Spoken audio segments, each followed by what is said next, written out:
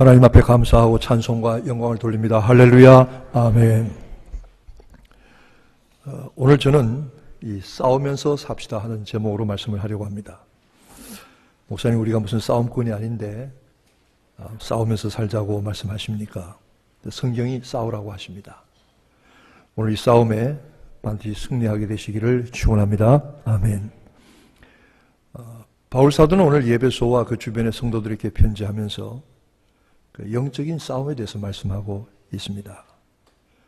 우리가 누구의 군사인지, 어디에 속했는지, 누구와 대적하여 싸워야 하는지, 그리고 우리가 싸우기 위해서는 무슨 무장과 훈련이 되어야 하는지를 이 종말의 때에 살아가는 성도의 영적 삶과 싸움에 대해서 말씀하고 있습니다. 오늘 성경 본문은 종말로 너희는 이렇게 말하고 있습니다. 그렇게 시작하는데 어떤 영어 성경에 보면은 종말로 형제들아 이렇게 말하고 있어요. 형제들아.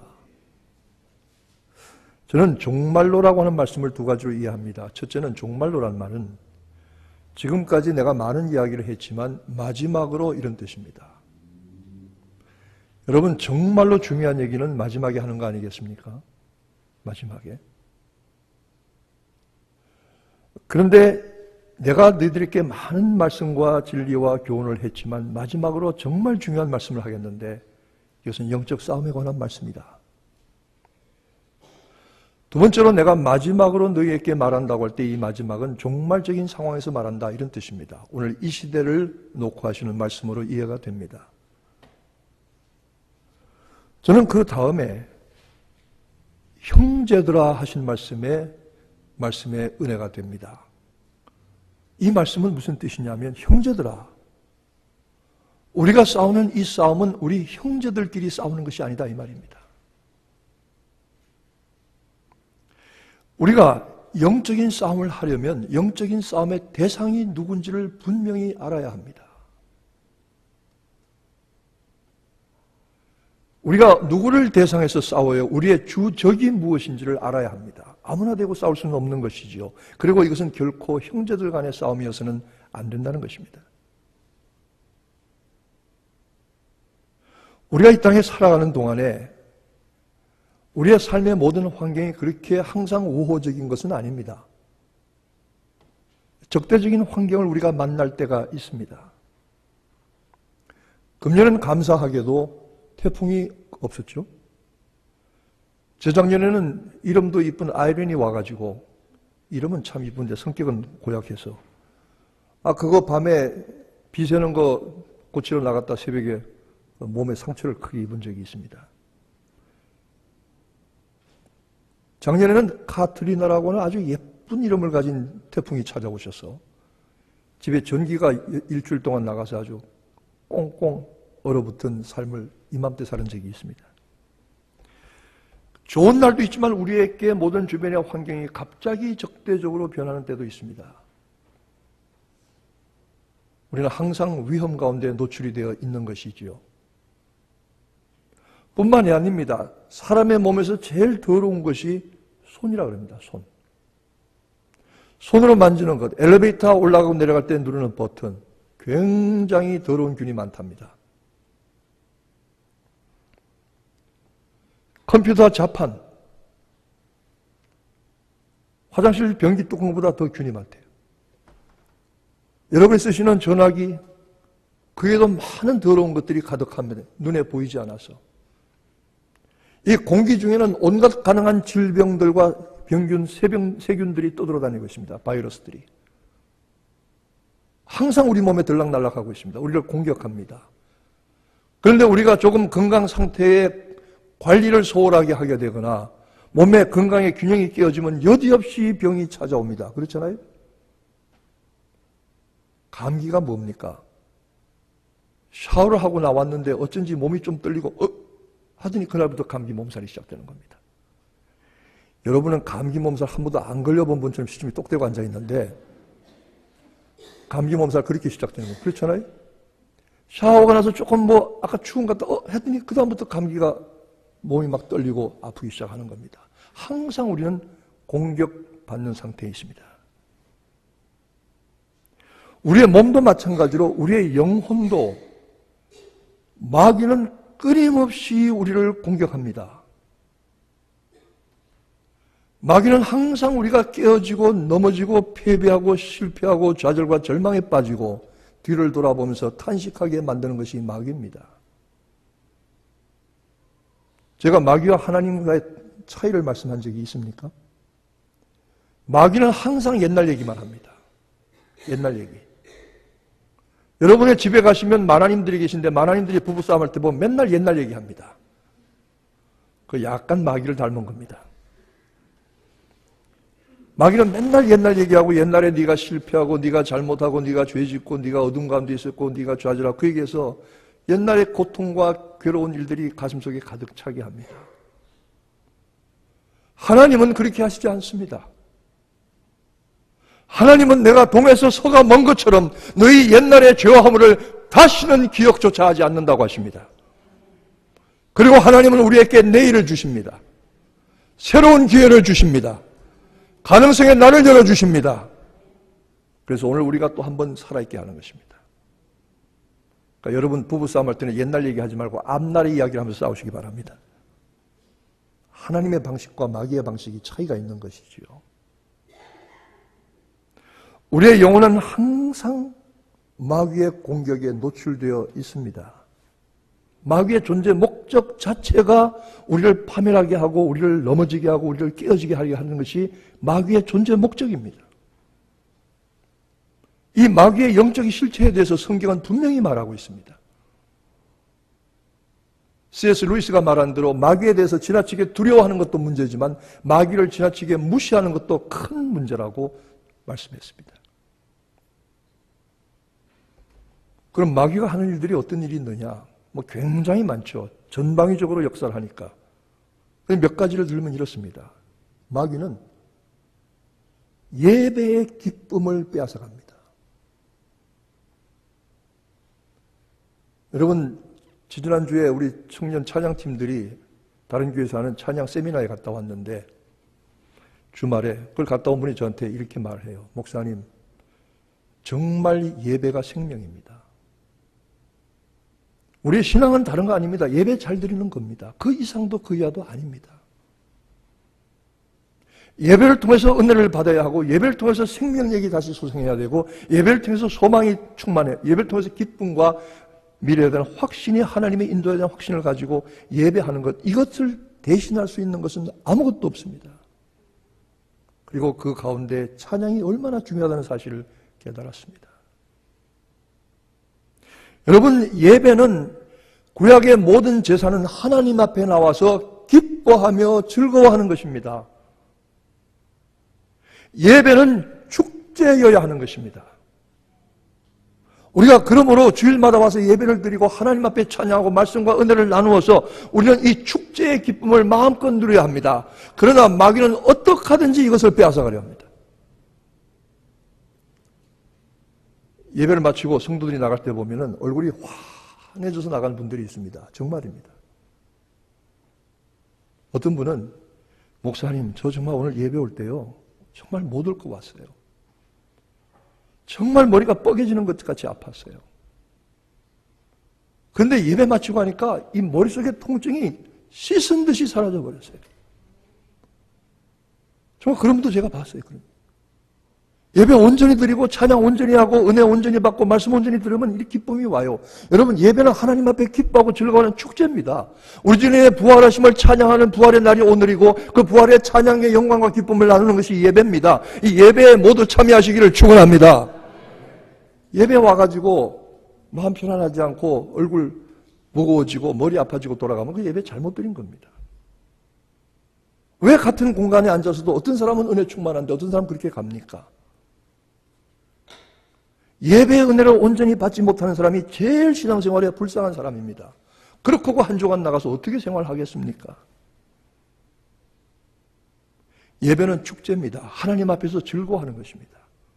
교회 가서 기쁘고 즐겁게 와야지 복잡해져서 돌아오면 그건 하나님이 원하시는 게 아닙니다. 그건 성령이 하시는 일이 아닙니다.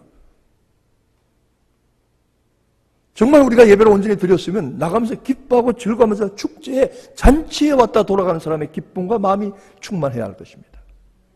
근데 왜 교회 오면 시끄럽고 골치 아프고 머리 아프고 속상해서 가야 한다면 이건 뭐가 잘못돼도 잘못된 겁니다. 이건 하나님이 원하시는 게 절대로 아니죠. 여러분의 마음을 오늘 영적 싸움의 승리를 통해서 이 예배가 온전한 축제와 즐거움의 자리가 되시기를 축원합니다. 두 번째로 마귀가 깨트리려고 하는 것이 무엇입니까? 성도의 교제를 깨트리려고 합니다.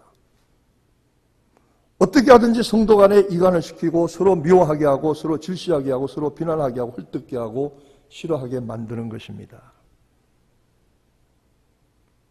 우리가 서로 완전하고 온전해서 함께 어울려 가는 거 아닙니다. 불완전하고 부족하지만 하나님의 은혜로 가리우심을 받고 그 사랑 안에서 함께 가는 것이 성도의 교제입니다.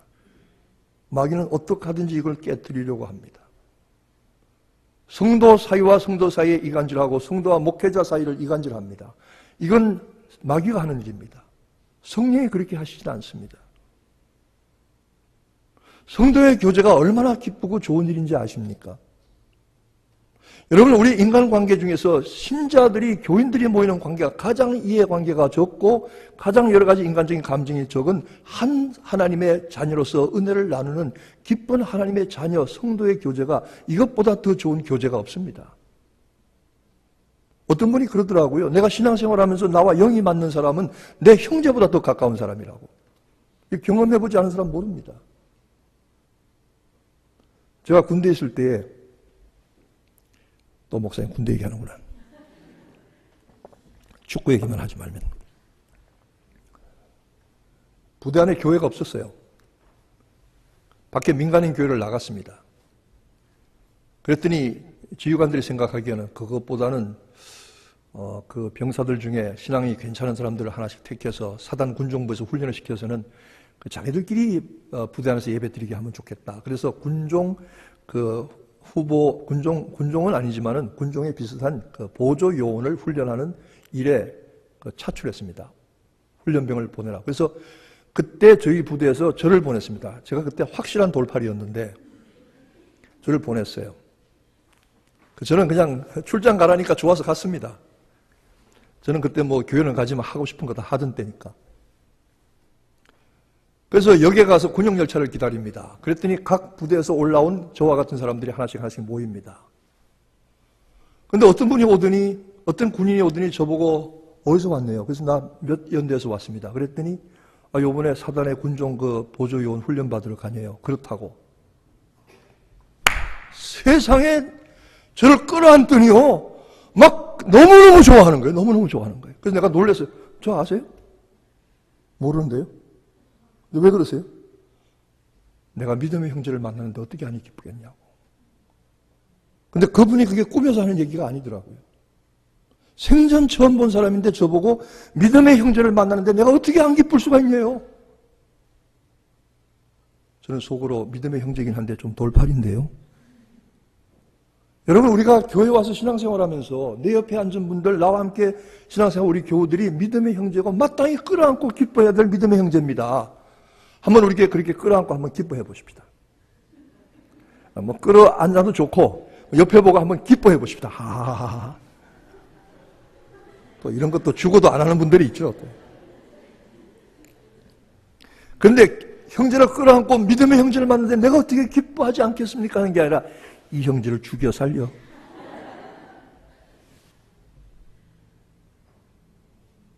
성령은 우리로 하여금 형제를 만난 기쁨을 누리게 하시고 성도의 교제를 기쁨을 맛보게 하시지만 사탄은 서로 미워하고 질시하게 합니다. 따져보면 서로 미워하고 질시하는 게 뭐 죽일 만한 이유가 없더라고요. 어떤 분이 쓴 책의 제목대로 우리는 너무나 사소한 것에 목숨을 건다.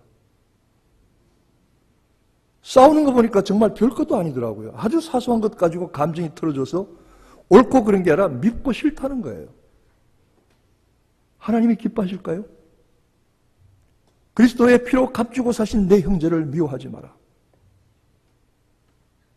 그를 사랑해라.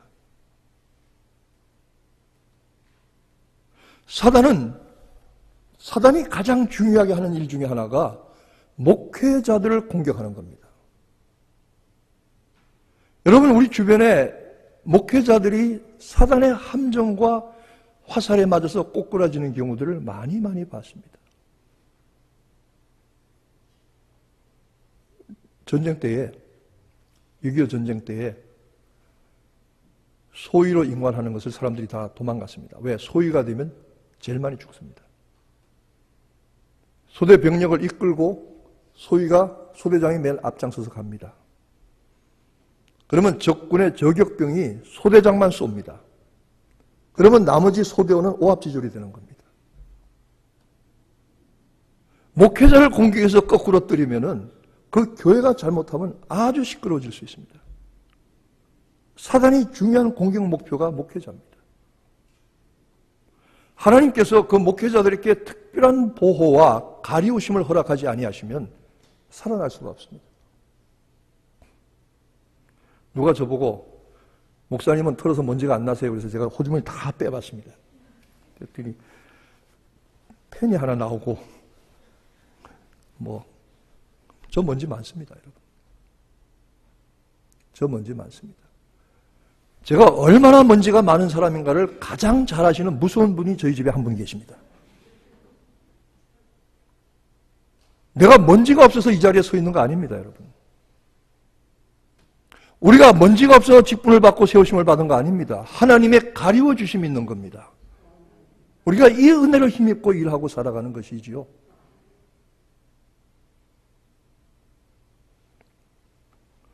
목회자와 성도 사이를 이간질하는 것이 사단의 계획입니다.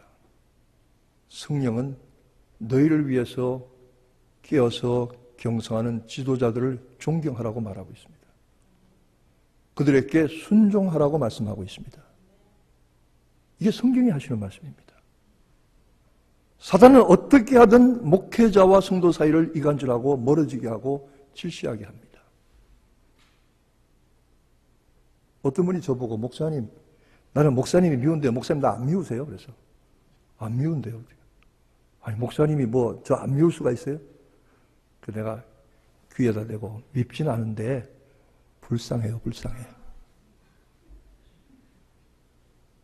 여러분, 잘 불쌍한 사람들이 교회 와서 은혜 못 받고 목회자에 대한 편안한 감정을 가지고 못하고 하는 사람들이 불쌍한 사람들입니다. 왜냐하면 그렇게 해서 한 주간 동안 나가서 살아가는 영적 생활이 어떻게 되겠어요? 어떻게 되겠어요? 여러분, 제가 아무리 미워도 다시 한번 사랑해 주시기를 바랍니다. 이게 현실입니다. 은혜 받은 분들, 기도 생활 많이 한 분들의 특징을 보니까요, 다른 말 안 해요. 무조건 목회자를 사랑해요. 무조건 사랑해요. 제가 그런 분들 많이 만났어요. 무조건 사랑해요. 제 허물을 아시면서도 사랑해요. 왜? 그것이 신자의 마땅한 사명이라고 생각하시는 거예요. 제가 어떻게 존경하지 않을 수가 있겠어요? 사단이 하는 중요한 일 중에 하나는 하나님의 말씀과 은혜와 사랑에 대한 의심을 불어넣어주는 것이 사단이 하는 일입니다. 성령은 우리에게 믿음의 확신을 줍니다. 그러나 사단은 우리에게 의심과 불신앙과 회의를 가져다 줍니다. 창세기 3장에 선과 악을 알게 하는 나무의 실과를 아담과 하와가 먹었는데 그때 사단이 와서 이렇게 말했습니다. 그거 먹으면 죽는다고 안 죽는다 그랬습니다. 봐라 얼마나 보암직도 먹음직도 지혜롭게 할만함직하냐 그랬습니다. 그래서 먹으라고 보냈더니 하와가 똑 따먹고 그 다음에 죄 없는 아담까지 먹었습니다. 그거 먹고 독 묻은 사과가 돼서 쓰러져 죽었나요? 안 죽었습니다. 하나님이 죽는다고 말씀하신 것은 무슨 뜻입니까? 그 자리에서 꼬꾸라져 죽는다는 것이 아니라 동산나무 중앙에 있는 생명나무 실과에 가는 길을 차단하심으로 영생에 끊어져 버린 것입니다. 결국은 죽게 되는 것이죠. 사탄은 하나님의 말씀을 교묘하게 뒤틀었습니다. 오늘날도 많은 이단들은 하나님의 말씀을 이상하게 뒤틉니다. 많은 사람들이 쏘가 넘어가고 있습니다. 그런데 정말 좋은 음식은요, 특별한 맛이 없어요. 정말 좋은 하나님의 말씀, 설교 말씀 보면 특별한 맛이 없어요. 저는 한국 가서 평양냉면 먹는 법을 배웠습니다. 평양냉면 여러분 아시는지 모르지만 서울에 몇 군데 아주 정통 평양냉면 하는 데가 있어요. 저는 서울만 가면 꼭 거기를 제일 먼저 가야 합니다. 그리고 거기 가면은 순모밀 냉면이 있습니다. 순모밀로 만든 냉면이 있는데요. 처음에 그 평양냉면을 먹기 시작할 때 제가 참 힘들었어요. 왜냐하면 냉면이라는 것이 그저 달콤하고 새콤하고 시원하고 이런 맛을 먹었는데 평양냉면 정통으로 하는 데 가니까 맛이 없어요. 슴슴해, 그냥 슴슴해. 근데 나중에 이것이 익숙해지니까 평양냉면이 진짜 냉면이더라고요. 그 냉면이. 다른 냉면은 다 가짜들. 알고 보니까 육수로 만든 것이 아니라 미온 타가지고 설탕물 넣어서 만든 게 그거더라고요. 뼈를 고아서 육수를, 고기를 삶아서 만드는 육수는 슴슴하고 밍밍한 것 같지만은 그게 진짜 오래가는 제대로 된 냉면 맛이더라고요. 강단의 설교도 이상한 맛을 집어넣어서 향신료를 넣고 톡톡 쏘게 하고 맛이 나게 하는 것보다도 그냥 밍밍하게 그냥 그렇게 평소에 먹던 밥 같은 것이. 근데 이런 밥을 늘 드셔보신 분들은 무슨 능력을 갖추게 되느냐 하면 이단들이 무슨 별난 얘기하면 좀 아닌 것 같은데 이거 내가 먹던 것하고 맛이 다른데 틀림없습니다. 무슨 신학적으로 연구를 해서 논리적으로 이게 이단이고 잘못된 게 아니라 여러분의 영적 입맛으로 아는 겁니다. 그러나 평소에 강단에서 설교하는 이 말씀의 맛을 잘 익혀두시기를 축원합니다. 이게 중요한 겁니다.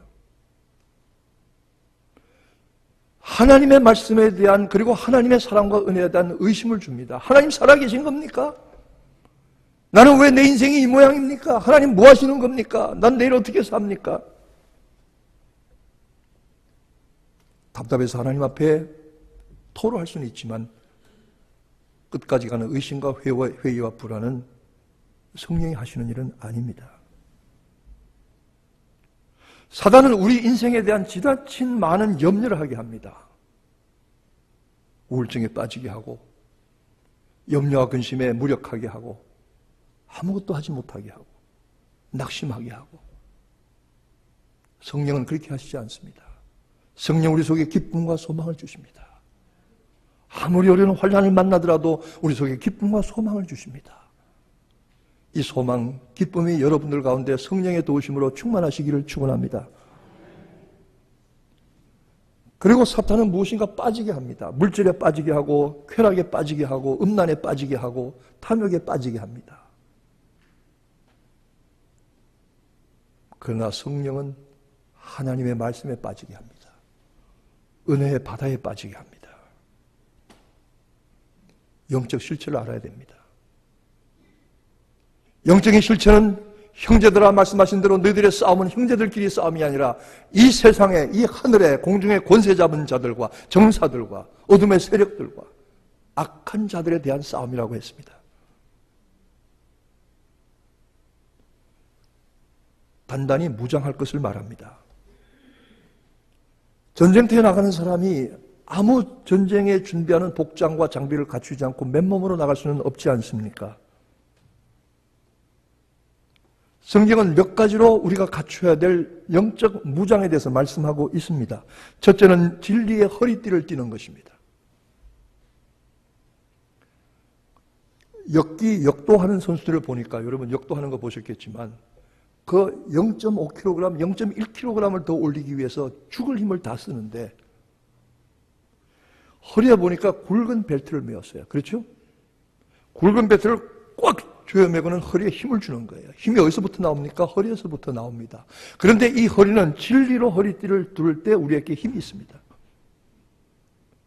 하나님의 은혜와 구원의 진리로 우리 자신의 허리띠를 동여 맨다면 우리는 영적 싸움에서 싸울 수 있는 기본적인 준비가 된 것입니다.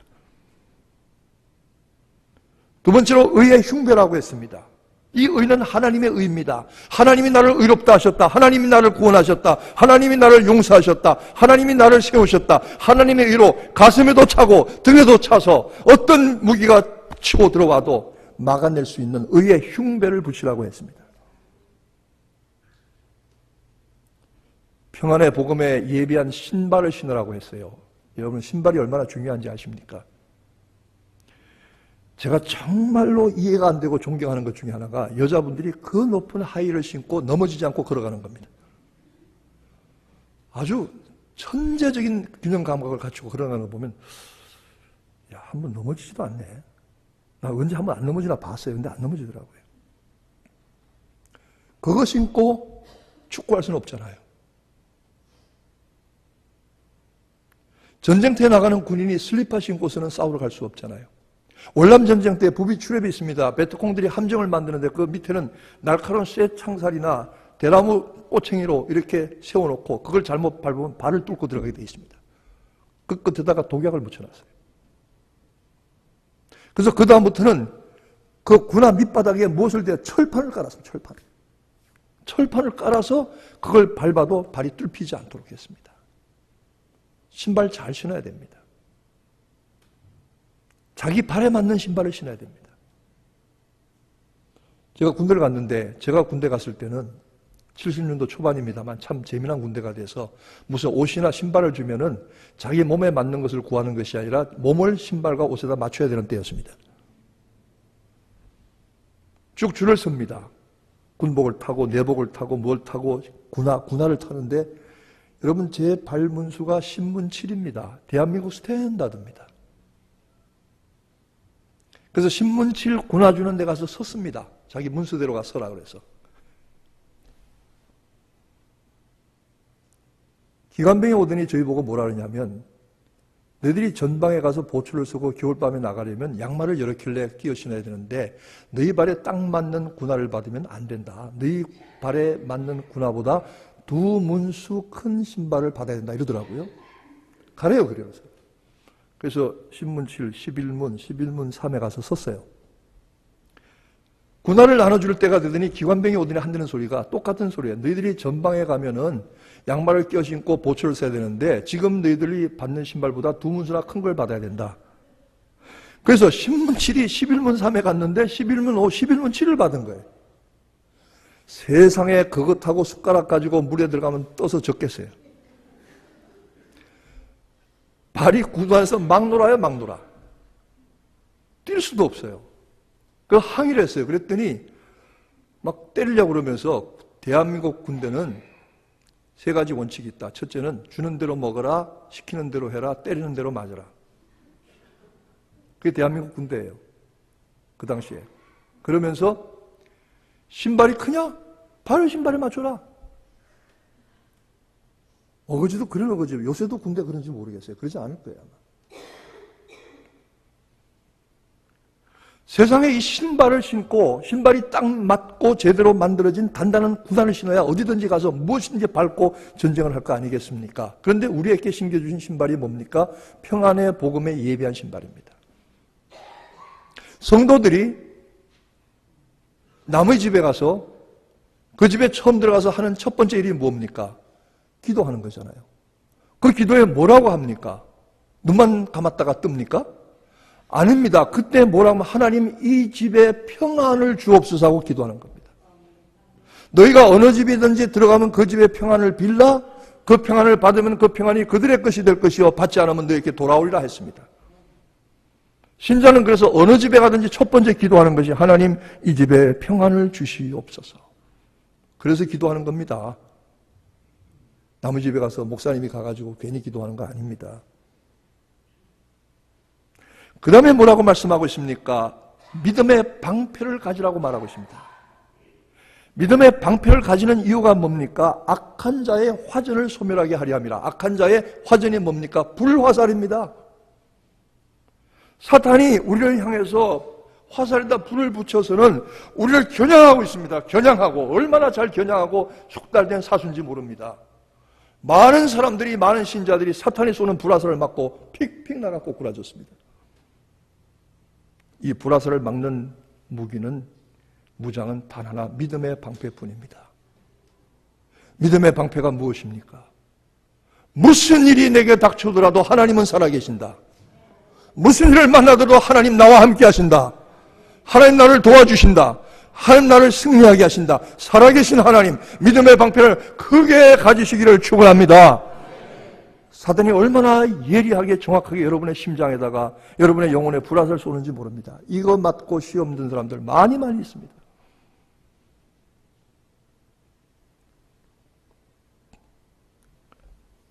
말씀의 구원의 투구와 말씀의 검이라고 했습니다. 하나님의 말씀으로 싸워 이기는 겁니다.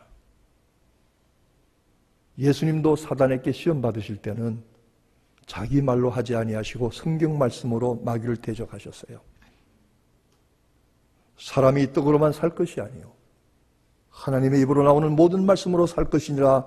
마귀는 놀라 물러갔습니다. 주여 너희 하나님을 시험치 말라. 마귀는 놀라서 물러갔습니다. 사단아 물러가라. 주 너희 하나님만 경배하고 다만 그를 섬기라 할 때 마귀는 물러갔습니다. 예수님도 성경 말씀 가지고 마귀와 싸우셨습니다. 말씀의 훈련이 잘 되고 말씀의 은혜와 능력이 충만한 사람들은 신앙이 깨어지기가 어렵습니다. 어떤 목사님이 그러시더라고요. 교회 성도들이 있는데 무슨 일이든지 순종하면서 그저 눈이 오나 비가 오나 감당하는 성도들은 말씀의 은혜를 받은 성도들이래요. 말씀의 은혜를 받은 성도들이 그렇다는 거예요. 제발 여러분 하나님의 말씀을 덮어놓고 믿지 말고 펴서 읽어가면서 연구해가면서 암송해가면서 새겨가면서 믿으세요. 펴놓고 믿으세요. 덮어놓고 믿지 마세요. 이와 같이 우리의 대적 원수 마귀의 실체를 깨닫습니다. 우리의 싸울 대상은 우리의 형제들이 아닙니다. 원수 마귀입니다. 교회 안에도 보면은 무슨 일이든지 영적으로 분별하는 분들이 있어요. 영적으로 분별하지 못하는 분들이 있어요. 영적으로 분별하는 분들의 특징은 뭔지 아십니까? 눈에 보이는 것을 다 믿지 않습니다. 귀에 들리는 것을 다 믿지 않습니다. 눈에 보이지 아니하고 귀에 들리지 않는 그 안에 성령의 역사심과 사탄의 괴계를 들여다보는 것입니다. 신령한 것은 신령한 것으로만 분별한다고 했습니다. 이것은 사람의 지식이나 이성이나 지성 가지고 해결되는 문제가 아니라 영성이 깊은 사람들만 깨닫고 바라볼 수 있는 영적 실체입니다. 어떤 분이 자기 교회를 위해서 기도하는데 기가 막힌 이야기를 하더라고요. 그 전에 얘기입니다. 목사님, 기도하는데요. 교회 앞에서 마귀 2마리가 춤을 추고 있어요. 이렇게 보니까 알만한 마귀더라고요. 그리고 그분은 목사님 제가 기도하는 시간을 늘려야 되겠습니다. 아무 얘기하지 않고 그때부터 밤을 새서 기도하기 시작했습니다. 저는 그분이 보았다고 하는 것이 무엇인지 그대로 다 받아들일 수 있는지는 모르지만 깨어서 기도해야 되겠다고는 자극을 받은 것은 사실입니다. 여러분, 우리 신앙이 영적이냐 아니냐 하는 것을 구분하는 기준이 있습니다. 내게 적용해 보시길 바랍니다. 그게 뭔지 아십니까? 내가 말이 많으냐 기도가 많으냐 하는 것입니다. 한번 자기를 생각해 보세요. 내가 말이 많은 사람이냐 기도가 많은 사람이냐. 아주 간단한 기준입니다. 내가 신앙생활하면서 영적이냐 아니냐 하는 것은 말이 많은 사람이냐 기도가 많은 사람이냐. 여러분 놀라운 것은 은혜를 체험한 사람이면 사람일수록 말이 적어지더라고요. 말씀의 은혜와 능력을 하나님의 구원을 온전히 체험하고 성령의 깊은 것을 깨달은 사람들일수록 말이 적어지고 기도가 많아지더라고요. 여러분 생각해 보세요. 내가 말이 많은 사람이냐 기도가 많은 사람이냐.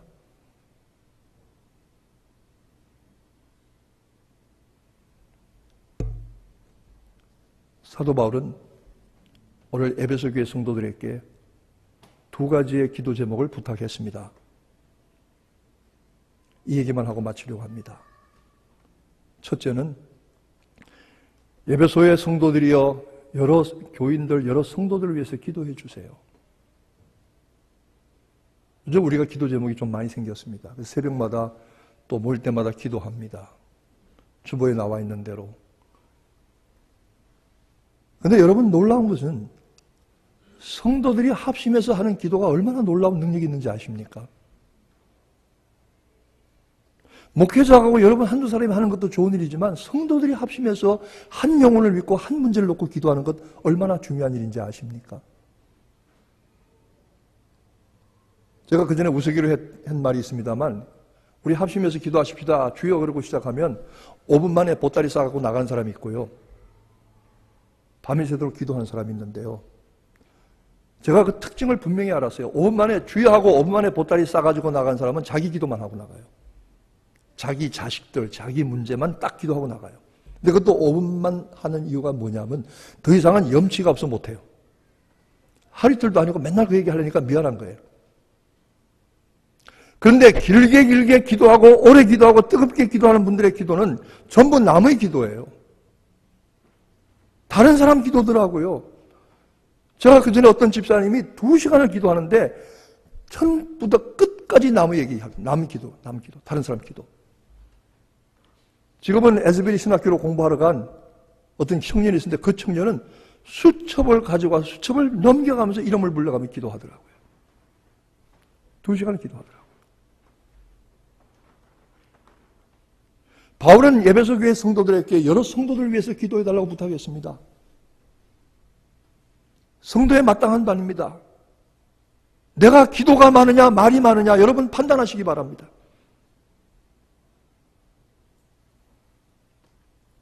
두 번째로 바울은 나를 위해서 기도해달라고 그랬습니다. 내게 말씀을 주사 입을 벌려 복음의 비밀을 담대하게 증거하게 해달라고 기도해달라고 그랬습니다. 정말 은혜를 체험한 분들은 자기 교회 담임 목사가 강단의 설교자가 얼마나 소중한지 압니다. 제가 여러분 와서 주일날 한 30분 설교 이 30분에서 저는 한 주간 동안 매어 달려 있습니다. 이 설교의 책임에 대해서 얼마나 기쁘고 얼마나 무거운 중압감에 눌려있는지 여러분 아십니까? 제가 제일 고통스러운 때가 주일 아침입니다.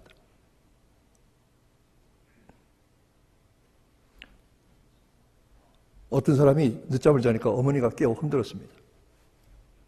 예, 학교 가야지. 일어나. 그러니까, 어머니, 나 학교 가기 싫어요. 아이고, 그래도 가야지. 학교 가면요, 선생님들도 다 나 싫어하고요. 학생들도 나 싫어해요. 나 정말 학교 가기 싫어요. 예, 그래도 학교 가야지. 네가 그 학교 교장 선생님이지 않냐?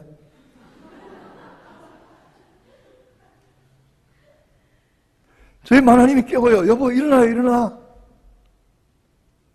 나 교회 가기 싫어요.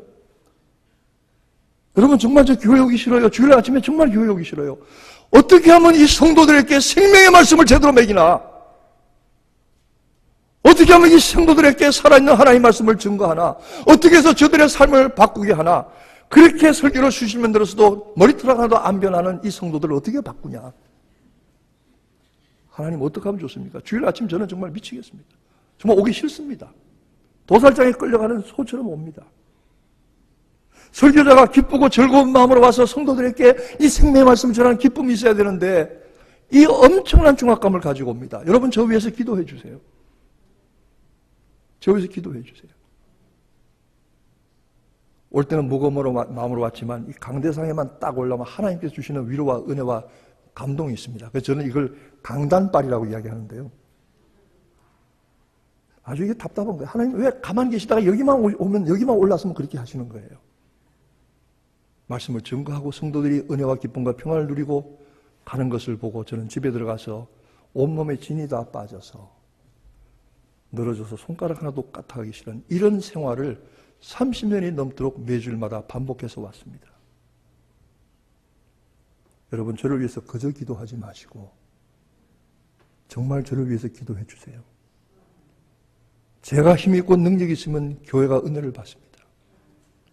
제가 잘나서가 아닙니다. 하나님이 그렇게 도구로 사용하시는 거 아닙니까? 그래서 성도들을 위해서 기도하고 나를 위해서 기도해달라.